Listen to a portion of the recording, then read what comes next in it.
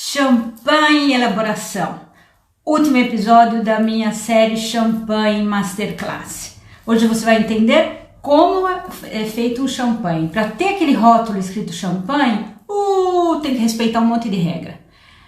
Não é só a refermentação na garrafa, como acontece em vários espumantes. Todo champanhe é um espumante, mas nem todo espumante é um champanhe.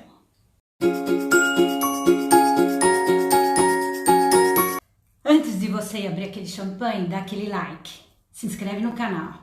Mas se hoje você estiver generoso, compartilha esse vídeo, vai fazer bem para mim. Existem vários métodos para criar borbulhas, para fazer um vinho espumante.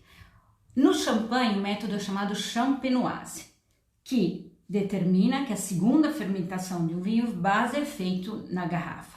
Fora do champanhe, esse método é chamado clássico ou tradicional. Mas existe também o método Charmat, que é aquele onde você coloca um vinho base dentro de uma cuba de aço inox fechada, coloca levedura, açúcar e vai criar uma segunda fermentação. Nessa cuba fechada vai produzir anidride carbônica e álcool. E isso faz borbulhas. Outro método é o método Scacchi, que Francesco Scacchi inventou, fazendo repartir a segunda fermentação na garrafa ou em cubas, mas usando mosto de uvas pacificadas, não mais açúcar.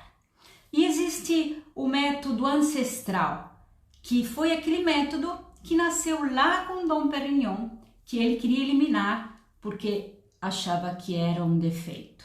É a refermentação na garrafa, onde acontece tudo espontaneamente. O champanhe começa no vinhedo, com solo particular de calcário giz e a topografia colinar. A cultivação da videira, com regras específicas, e o clima difícil é indicada safra única. As uvas permitidas são 7, mas por 99% utilizadas são Chardonnay, Pinot Noir e Meunier. A maioria dos champanhe são cuvées. Cuvées quer dizer a mistura de safras. Mas não se para aí. A mistura é de safras, é de uvas, é de vinhedos, é de parcelas, de crus. Quando o champanhe é safrado, ele é dito vintage ou milésime, que você tem o ano da safra. A maturação da uva é decidida entre o vigneron, que é o viticultor, e o chefe de cava, decidindo desde esta etapa que vinho ele quer elaborar. Nunca a maturação é excessiva, pois no champanhe a acidez é o ingrediente principal. A chegada da uva para a prensa, os cachos são inteiros, bem selecionados, divididos e catalogados por tipos e proveniências. As prensas podem ser verticais, que constituem ainda 27% na região de Champagne, ou horizontais, as mais modernas, que existem com membranas sensíveis bem calibradas para não prensar as uvas não maduras. Na prensa chegará 4.000 kg de uvas, que é considerado um marc. 2.500 litros de suco renderá. 2.000 litros será considerado o cuvée. 500 litros será o vinho de taille. Nessa fase é transformar esse suco em vinho. Esse suco é colocado em cubas de aço, em barricas de carvalho e adicionado leveduras e açúcar para criar a primeira fermentação e transformar em um vinho de 11% volume, como dita as regras da denominação. A segunda fermentação inicia com a escolha do vinho base ideal. Como é feita? Enólogos, mais ou menos, em grandes maisons, até 10 enólogos vão escolher entre a mistura ideal, aquela mistura que vai respeitar a categoria do brand, a categoria da marca, a padrão de qualidade. Então eles vão escolher entre 90, 100 amostras e depois assemblar para determinar qual champanhe obter desta mistura. O vinho assemblado, colocado na garrafa, é introduzido o chamado licor de tiragem, que significa 24 gramas de açúcar mais as leveduras selecionadas para induzir a segunda fermentação. A garrafa será deixada em horizontal por 4 semanas, onde começará a presa de espuma. Ali o grau alcoólico será aumentado de 1,5%. Remoagem. Remoagem quer dizer sacudir. Essas garrafas serão sacudidas levemente, no sentido horário e anti-horário, por um período de 15 meses, mais ou menos. A denominação exige para os cuvées 36 meses mínimo para os vintages. O remoage ele é feito à mão ainda para grandes champanhes. Para o mais comercial, ele é feito mecanicamente.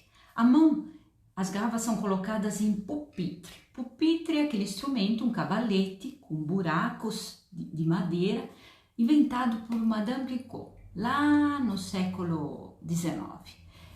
E ainda é utilizado. As garrafas do horizontal devagarinho chegarão ao vertical, a fim que esses sedimentos mortos chegarão no gargalo, nessa tampa coroa, com esse dispositivo de plástico, essa tampa chamada de bidule, para recolher os sedimentos a fim de serem expulsos e render o champanhe bem cristalino. Todo esse processo da autólise, assim se chama esse processo, contato do champanhe com as leveduras, ele é feito naquelas cavernas subterrâneas profundas 20 metros, que foram ainda cavadas pelos romanos, com temperatura de 12 graus centígrados. O segredo de borbulhas finas e elegantes é, quanto maior tempo de autólise e menor temperatura, as borbulhas serão elegantes, finas e constantes. Denota uma grande qualidade de um champanhe. Dégorgement. Chegamos aqui, um momento crucial na vida do champanhe. Nossa, parece até um orgasmo. Chegamos aqui. Esse momento é aquele que nós vamos retirar o sedimento. As garrafas vão ser imersas em uma solução de menos 27 graus para congelar o gargalo. E daí, com a pressão, esses sedimentos vão sair fora. Mas é feito também à mão, à la volée chamado. Boulanger, ele faz com 400 mil garrafas, tudo à mão. E são pessoas espertas. Eles viram a garrafa sem congelar nem nada, porque Boulanger, a tampa para fazer a autólise, aquela que punha corona em todo lugar, aqui é de rolha de cortiça. Sim. Nessa fase do dégorgement vai entrar uma pequena quantidade de oxigênio. Sabe que o oxigênio é o inimigo do vinho, mas nesse caso não tanto, porque ele vai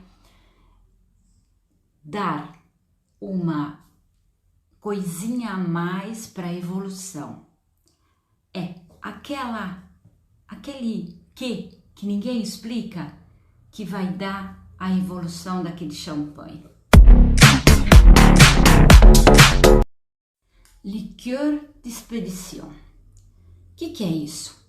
Bom, nessa fase nós vamos determinar quanto doce vai ser o nosso champanhe.